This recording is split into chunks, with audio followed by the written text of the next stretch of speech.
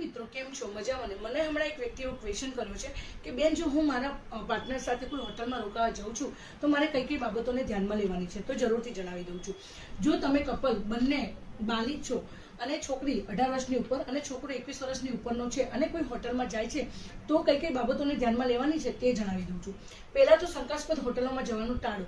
તમે જે હોટલમાં જાઓ છો એ રજિસ્ટર્ડ નોંધણીવાળી છે એ હોટલમાં જાઓ. પ્લસ તમે ત્યાં જાઓ છો અને રોકાવાના છો તો તમારા આધારના પુરાવા, જન્મના પુરાવા સાચા જમા કરાવો.